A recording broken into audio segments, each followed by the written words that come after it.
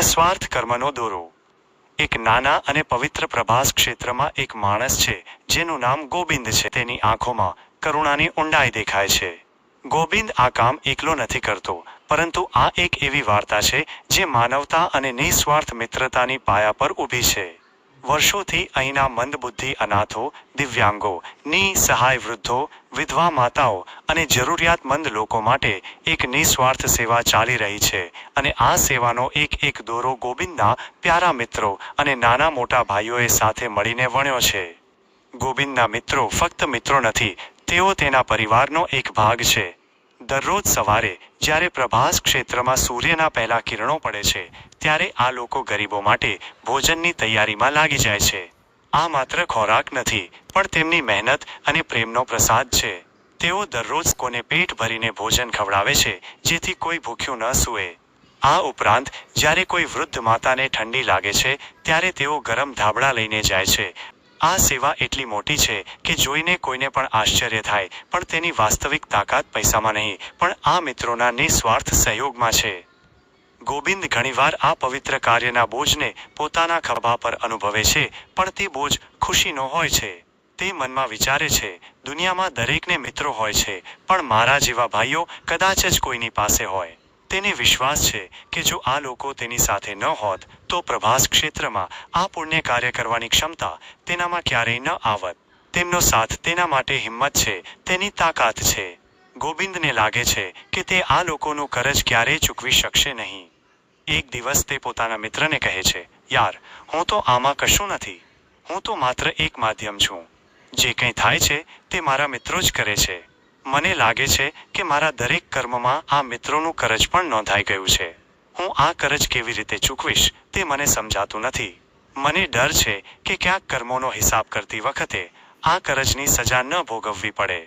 તેનો મિત્ર હસે છે, તેની આંખો ચમકે છે। તે ગોવિંદના ખભા પર હાથ મૂકે છે અને કહે છે, ગોવિંદ, આ કરજ નથી, આ પુણ્યનો હિસાબ છે। તારી નમ્રતા અને નિઃસ્વાર્થ ભાવ જ આ સેવાનો સાચો પાયો છે। કર્મ કોઈને છોડતું નથી, આ વાત સાવ સાચી છે। પરંતુ જ્યારે તું નિઃસ્વાર્થ ભાવથી આપે છે ત્યારે કર્મ તને બાંધતું નથી, પણ તને મુક્ત કરે છે। આ સેવાનું ફળ તારા આત્માને શાંતિ આપશે। આ કરજની કોઈ સજા નથી, મારા મિત્ર, તેનું ફળ તો માત્ર જય શ્રી રામ છે। આ સાંભળીને ગોવિંદની આંખોમાં ચમક આવી જાય છે। તે સમજી જાય છે કે કર્મનો સાચો અર્થ શું છે। હવે તે વધુ જોશ અને નિસ્વાર્થ ભાવથી મહેનત કરી રહ્યો છે જેથી આ સેવાને વધુ મોટી બનાવી શકાય।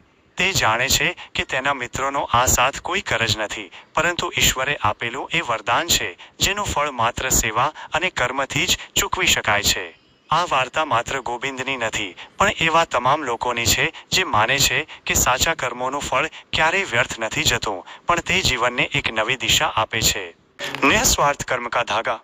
एक छोटे से पवित्र प्रभास क्षेत्र में एक आदमी है जिसका नाम गोविंद है। उसके चेहरे पर एक अलग ही तेज है और उसकी आंखों में करुणा की गहराई दिखाई देती है। गोविंद ये काम अकेले नहीं करता, बल्कि ये एक ऐसी कहानी है जो इंसानियत और निस्वार्थ दोस्ती की बुनियाद पर खड़ी है। वर्षों से यहाँ के मंदबुद्धि अनाथों, दिव्यांगों, असहाय वृद्धों, विधवा माताओं और जरूरतमंद लोगों के लिए एक निस्वार्थ सेवा चल रही है और इस सेवा का एक धागा गोविंद के प्यारे दोस्तों और छोटे बड़े भाइयों ने मिलकर बुना है। गोविंद के दोस्त केवल दोस्त नहीं हैं, वे उसके परिवार का हिस्सा हैं। हर सुबह जब प्रभास क्षेत्र में सूरज की पहली किरणें पड़ती हैं, तब ये लोग मिलकर गरीबों के लिए भोजन की तैयारी में जुट जाते हैं। ये केवल खाना नहीं होता, ये उनकी मेहनत और प्यार का प्रसाद होता है। वे प्रतिदिन सैकड़ों लोगों को भरपेट भोजन खिलाते हैं ताकि कोई भी भूखा न सोए। इसके अलावा जब किसी बूढ़ी माँ को सर्दी लगती है तो वे गर्म कंबल लेकर जाते हैं। ये सेवा इतनी बड़ी है कि देखकर किसी को भी आश्चर्य हो सकता है, पर इसकी असली ताकत पैसों में नहीं, बल्कि इन दोस्तों के निस्वार्थ सहयोग में है। गोविंद अक्सर इस पवित्र कार्य के बोझ को अपने कंधों पर महसूस करता है, लेकिन ये बोझ खुशी का होता है। वह मन ही मन सोचता है, दुनिया में सबके दोस्त हैं, पर मेरे जैसे भाई लोग शायद ही किसी के पास हों। उसे यकीन है कि अगर ये लोग उसके साथ न होते तो प्रभास क्षेत्र में ये पुण्य कार्य करने की क्षमता उसमें कभी नहीं आ पाती। उनका साथ उसके लिए हौसला है, उसकी ताकत है। गोविंद को लगता है कि इन लोगों का कर्ज वो कभी नहीं चुका पाएगा। ये एहसास उसके अंदर एक गहरा भाव पैदा करता है, एक ऐसा भाव जो उसे रात में जगाए रखता है। वो अपने दोस्त से कहता है, यार, मुझे लगता है कि मेरे किए हुए हर कर्म में इन दोस्तों का कर्ज भी दर्ज हो गया है। मैं इस कर्ज को कैसे चुकाऊंगा, समझ नहीं आता। मुझे डर है कि कहीं कर्मों का हिसाब किताब करते समय इस कर्ज की सजा न भुगतनी पड़े। उसका दोस्त मुस्कुराता है, उसकी आंखें चमकती हैं।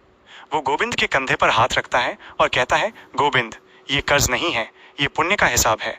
कर्म किसी को नहीं छोड़ता, ये बात बिल्कुल सही है। लेकिन जब तुम निस्वार्थ भाव से देते हो तो कर्म तुम्हें बांधता नहीं बल्कि तुम्हें मुक्त कर देता है। इस सेवा का फल तुम्हारी आत्मा को शांति देगा। इस कर्ज की कोई सजा नहीं मेरे दोस्त, इसका फल तो सिर्फ जय श्री राम है। ये बात सुनकर गोविंद की आंखों में चमक आ जाती है। वो समझ जाता है कि कर्म का असली मतलब क्या है। अब वो और भी ज्यादा जोश और निस्वार्थ भाव से मेहनत कर रहा है ताकि इस सेवा को और भी बड़ा बना सके। वो जानता है कि उसके दोस्तों का ये साथ कोई कर्ज नहीं बल्कि ईश्वर का दिया हुआ वो वरदान है जिसका फल सिर्फ और सिर्फ सेवा और कर्म से ही चुकाया जा सकता है। ये कहानी सिर्फ गोविंद की नहीं बल्कि उन सभी लोगों की है जो मानते हैं कि सच्चे कर्मों का फल कभी व्यर्थ नहीं जाता बल्कि वो जीवन को एक नई दिशा देता है।